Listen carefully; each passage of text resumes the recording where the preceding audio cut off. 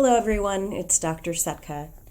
In this lecture, I'll provide an introduction to Victorian literature with an overview of some of the important cultural and social factors that influenced its creation.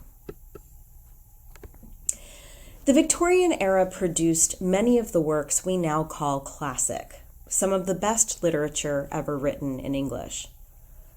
Now, scholars debate when we should mark the period's beginning.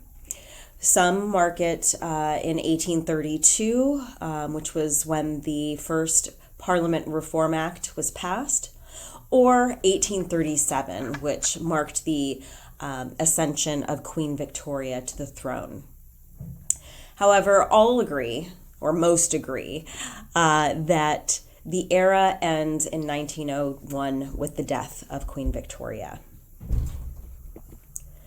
The literature of this period was rich, with the novel reigning supreme.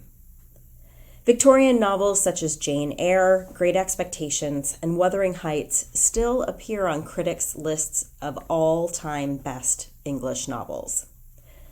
The last third of the century brought a flowering of new fictional genres like sensation fiction, science fiction, supernatural fiction, detective fiction, and adventure or lost world fiction, genres that still enjoy popularity today.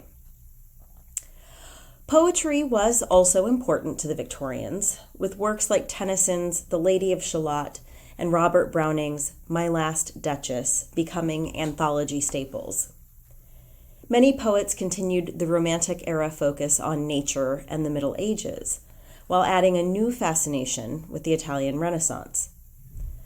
Other poets focused on raising readers' awareness of social problems, or pushed back against an over-mechanized age, singing the glories of art for art's sake.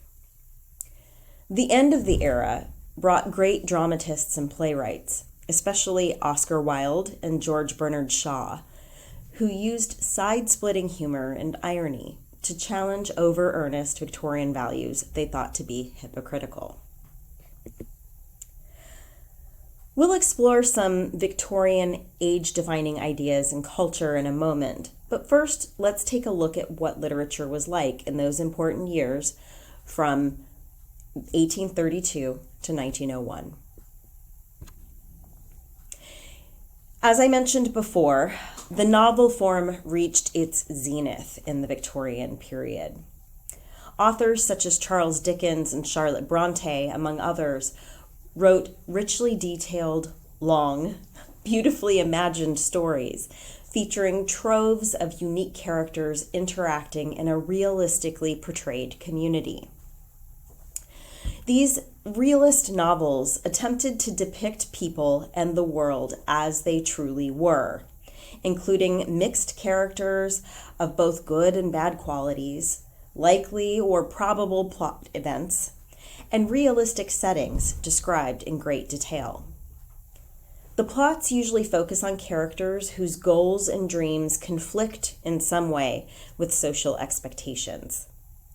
Often, novels of this period addressed social ills, attempting to educate readers and inspire them to take action to improve society, or at least reflect on how they could improve their own small sphere of influence. This formula, along with the contemporary publisher's preference for 3-volume novels at least 40 chapters long, led many authors to write beautifully detailed stories with sympathetic characters and realistic problems that take quite a bit of time to develop and resolve. Now, for me and all those who love to dive into a fictional world and just live there for a little while, Victorian novels provide a reader's heaven. I want to spotlight 2 Victorian novels in particular. The first is Jane Eyre. Now, Jane Eyre was written by Charlotte Bronte, who was one of the famous Bronte sisters. There were 3 total. And they made significant contributions to Victorian literature through their exploration of literary realism. Charlotte Bronte's novel, Jane Eyre, stands as a key example of this contribution because of the way that it artfully blends Gothic elements with a realistic portrayal of human experiences. Unlike many contemporaneous works that idealized characters and settings, Jane Eyre offered an authentic depiction of social challenges, emotions, and interpersonal dynamics.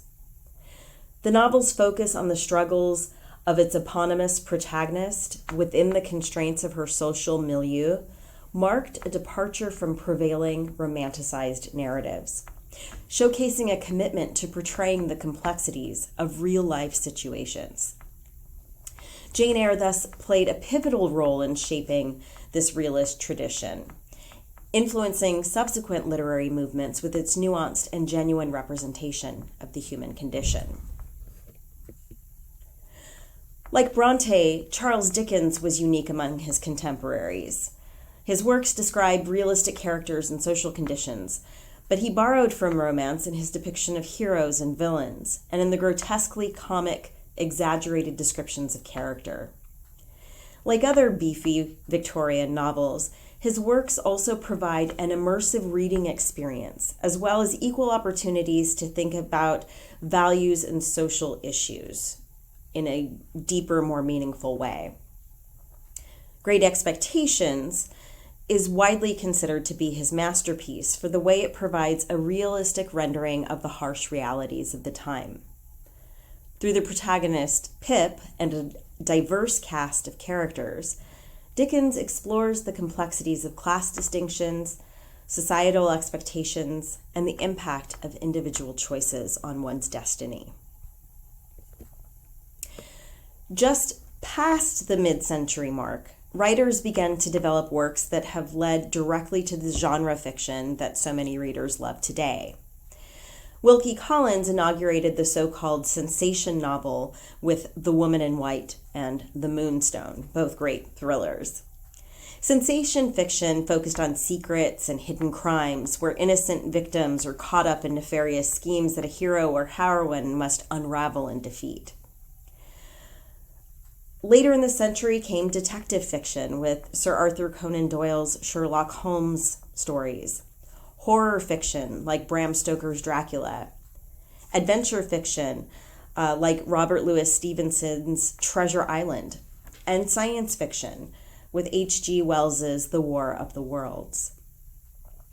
Through most of the century, the best Victorian novelists were deeply in earnest about doing good through their writing, providing social critique and encouragement for their readers to become better people as the result of having read these novels. Entertainment was, of course, a primary goal, but it wasn't the only purpose for novel writing or novel reading. Now, as a sidebar, I want to give you some advice for how to read a Victorian novel. Enjoying these works is quite simple. Slow down. Savor everything.